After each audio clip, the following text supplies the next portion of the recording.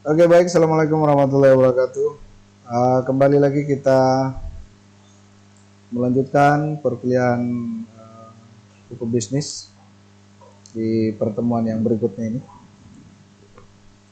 Terima kasih sudah masih terus menyimak dan mengikuti materi-materi dari mata kuliah hukum bisnis ini. Semoga dimanapun kita berada, kita tetap sehat walafiat, tidak kurang satu apapun. Kemarin kita sudah menjelaskan apa saja yang masuk dalam ruang lingkup hukum bisnis. Nah, kali ini kita akan coba menjelaskan sumber-sumber hukum bisnis itu dari mana saja. Kita mulai dari fungsi hukum bisnis. Secara fungsi hukum bisnis, yang pertama sebagai sumber informasi yang berguna bagi praktisi bisnis. Jadi Anda nanti kan akan menjadi, ya kalau tidak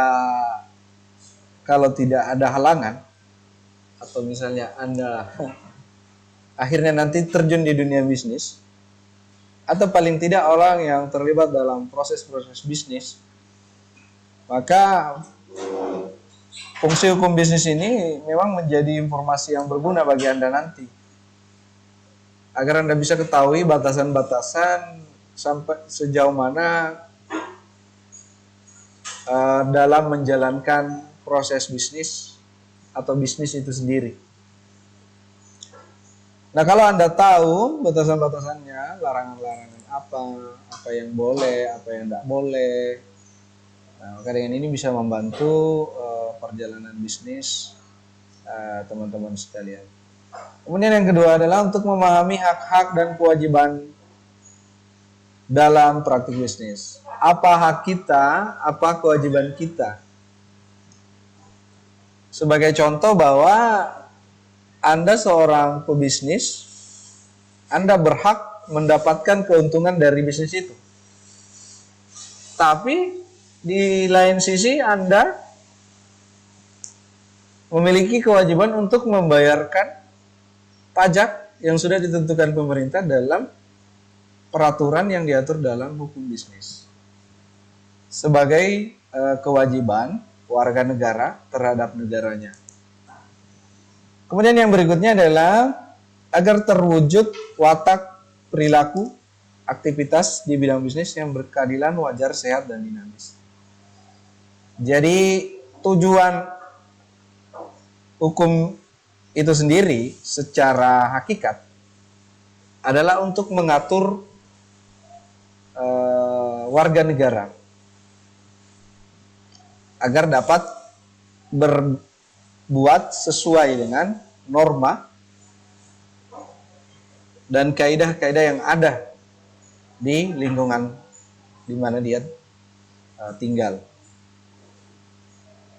Jadi 3 fungsi ini memang menjadi hal yang sangat penting, sehingga kenapa hukum bisnis itu perlu untuk dipahami.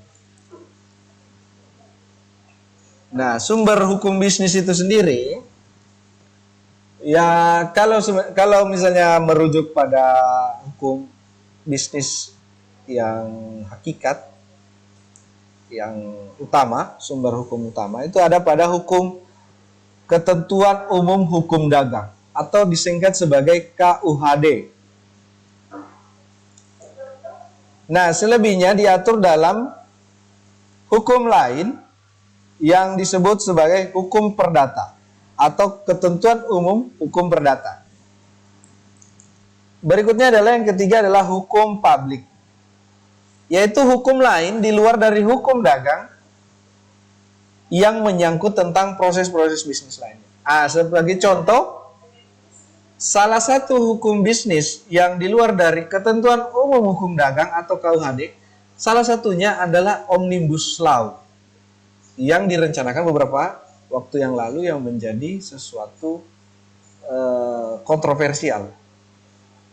Meskipun mungkin hukum ini belum ditetapkan secara resmi, tetapi apabila ini diresmikan, maka dia merupakan salah satu produk hukum yang masuk dalam kategori hukum bisnis. Kenapa? Karena salah satu poin dari Omnibus Law itu sendiri mengatur tentang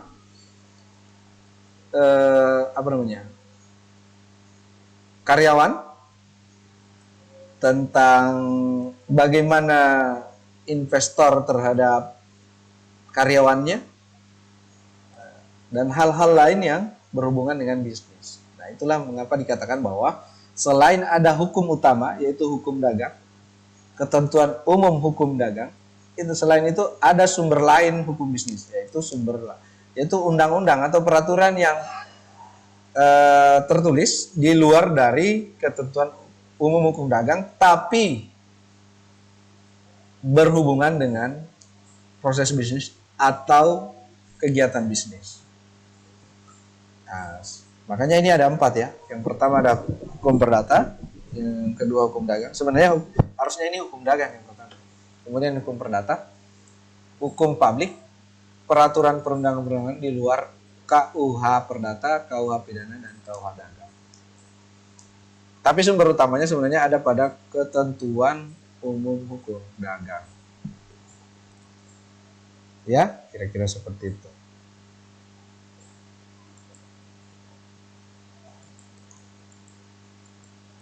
Kemudian yang selanjutnya, ini yang akan menjadi pertanyaan kita. Yang pertama, bagaimana penerapan hukum dalam kegiatan bisnis? Apakah subjek hukum atau pelaku bisnis sudah sesuai dengan apa yang tertuliskan dalam peraturan-peraturan bisnis yang ada saat ini? Kemudian yang berikutnya, peristiwa hukum yang dilakukan oleh pelaku bisnis. Apakah peristiwa hukum yang ada saat ini sudah sesuai, sudah berbasis, sudah berasas keadilan, sudah berasas kejujuran dan kewajaran, atau seperti apa? Yang berikutnya, objek hukum dari suatu kegiatan bisnis. Apakah objek hukum ini yang dilakukan di bisnis yang dilakukan di Indonesia itu sudah sesuai dengan apa yang dituliskan pada penerapan hukum dalam hal ini kegiatan bisnis di Indonesia. Kemudian, keterangan dari suatu kegiatan bisnis yaitu akibat hukum, pilihan hukum. Nah, ini menjadi pertanyaan besar. Karena ini akan menjadi, misalnya contohnya seperti Omnibus Law, itu kan menimbulkan banyak pertanyaan. Apakah Omnibus Law yang ada saat ini, yang belum disahkan, apakah itu bisa menjadi landasan hukum bisnis atau tidak, atau seperti apa? Nah, sehingga ini menjadi pertanyaan. Karena ya ini bukan lagi menjadi sesuatu yang tidak ditahu banyak orang di Indonesia. Pada dasarnya memang regulasi hukum di Indonesia itu masih belum tegas. Karena masih pada dasarnya masih tajam ke bawah dan tumpul ke atas, yaitu lebih membela orang-orang yang ya seperti yang kita ketahui selama ini, sehingga peristiwanya ini sehingga penerapan hukum di Indonesia ini kadang menjadi pertanyaan besar, apakah sudah sesuai dengan SPOK-nya ini? SPOK itu adalah subjek hukumnya, peristiwa hukumnya, objek hukumnya, dan keterangan dari suatu kegiatannya. Nah, ini akan menjadi tugas semua ya untuk para mahasiswa yang memprogram mata kuliah ini untuk membuat sebuah analisa mengenai bagaimana penerapan hukum dalam kegiatan bisnis di Indonesia. Nah, nanti Anda bisa membahas mulai dari subjek hukumnya. Apakah subjek hukum di Indonesia, subjek hukum bisnis di Indonesia itu sudah sesuai dengan apa yang dituliskan dalam penerapan hukum di Indonesia. Nah, nanti kamu berilah salah satu contoh kasusnya apa. Seperti itu ya. Kemudian peristiwa hukumnya, apakah ini sudah sesuai dengan penerapan hukumnya atau belum?